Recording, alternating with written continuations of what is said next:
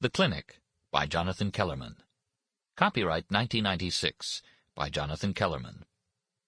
This recording of the full-length reading of The Clinic was published by arrangement with Bantam Books, a division of Bantam Doubleday Dell Publishing Group, Incorporated, and was produced in 1997 by Books on Tape, Incorporated, which holds the copyright thereto.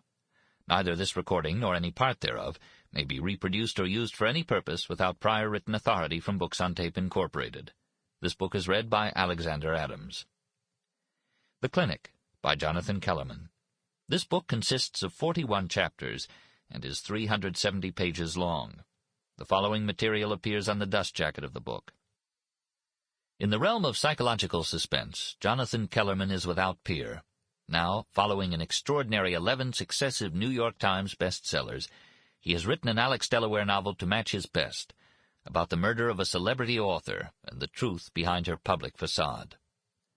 She was found stabbed to death on a quiet, shady street in one of L.A.'s safest neighborhoods. For 3 months, the police have found no clues to the murder of Hope Devane, psychology professor and controversial author of a pop-psych bestseller, An Angry Indictment of Men. Now, Detective Milo Sturgis, newly assigned to the case, turns to his psychologist friend, Dr. Alex Delaware, looking for insights into Devane's life. To both men, the cold stalking of Hope Devane suggests calculation fueled by hate, an execution. They discover why as they unlock, one by one, the very private compartments of her life, her marriage, her shadowy work for a Beverly Hills clinic, the conduct committee she ran with an iron hand at the university, and her baffling link to another murder victim. But it is when Alex delves into her childhood that he begins to understand the formidable woman she was, and the ties that entangled her life until the horrifying act of betrayal that ended it. Building to a white-knuckle climax in which Alex sets a trap for a killer, The Clinic is brilliantly plotted suspense, as wrenchingly disturbing as today's headlines. Jonathan Kellerman, America's foremost author of psychological thrillers, turned from a distinguished career in child psychology to writing full-time. His works include 10 previous Alex Delaware books: When the Bow Breaks, Blood Test, Over the Edge, Silent Partner, Time Bomb, Private Eyes, Devil's Waltz, Bad Love, Self-Defense, and The Web, as well as the thriller The Butcher's Theater, 2 volumes of psychology, and 2 children's books.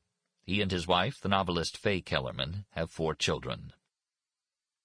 Special thanks to Dr. Michael Austerlitz.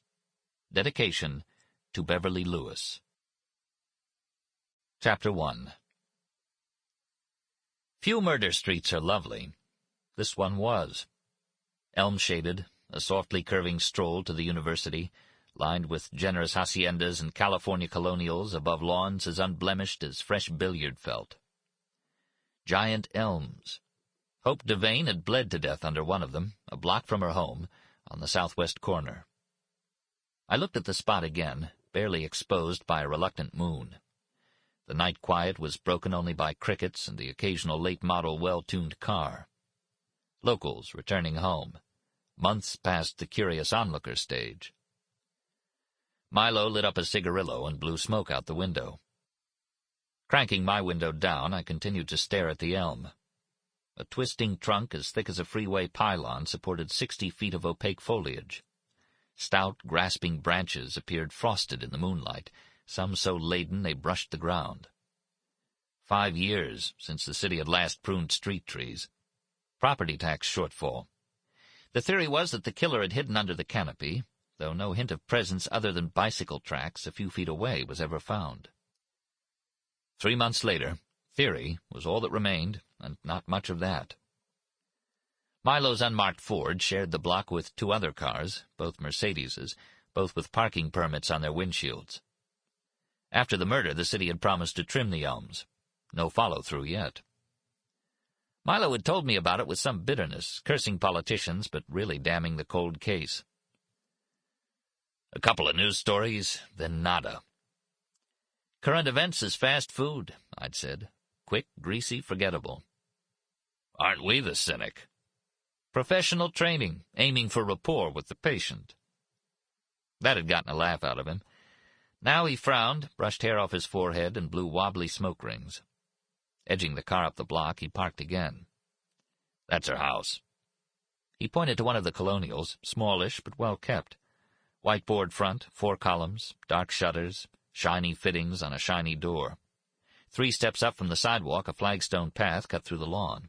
A picket gate blocked the driveway. 2 upstairs windows were amber behind pale curtains. "Someone home?" I said. "That's his Volvo in the driveway." "Light-colored station wagon." "He's always home," said Milo. "Once he gets in, he never leaves." "Still mourning?" He shrugged. "She drove a little red Mustang. She was a lot younger than him." "How much younger?" 15 years. "What about him interests you?" "The way he acts when I talk to him." "Nervous?"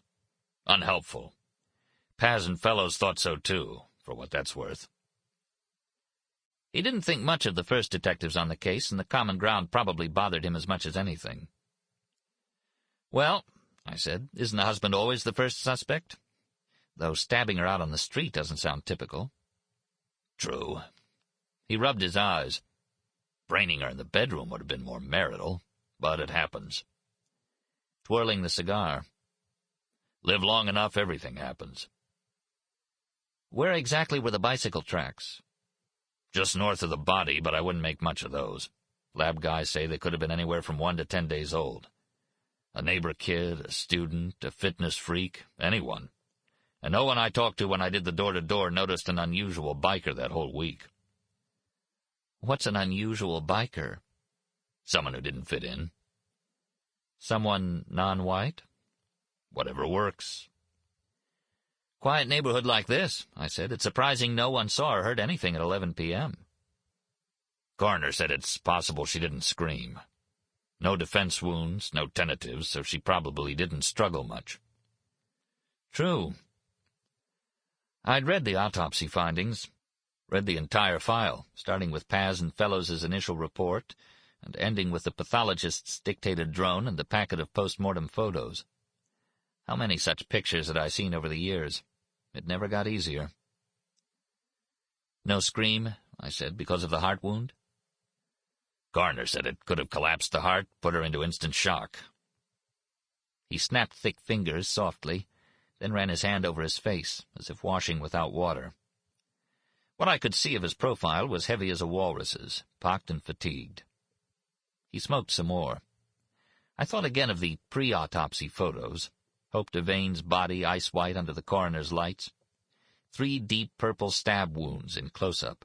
Chest, crotch, just above the left kidney.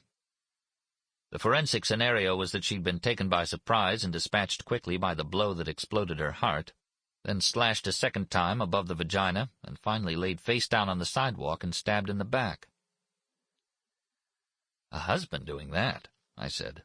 "I know you've seen worse, but it seems so calculated." "This husband's an intellectual, right? A thinker."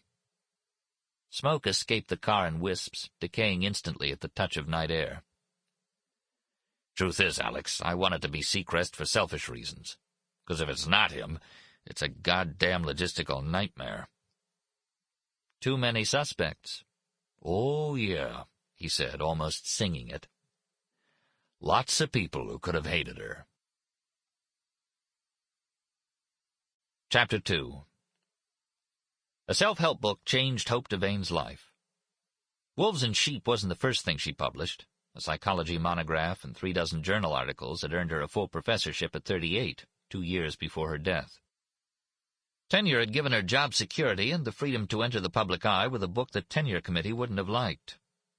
Wolves made the bestseller lists for a month, earning her center ring in the media circus and more money than she could have accumulated in 10 years as a professor. She was suited to the public eye, blessed with the kind of refined, blonde good looks that played well on the small screen. That, and a soft modulated voice that came across confident and reasonable over the radio, meant she had no trouble getting publicity bookings. And she made the most of each one.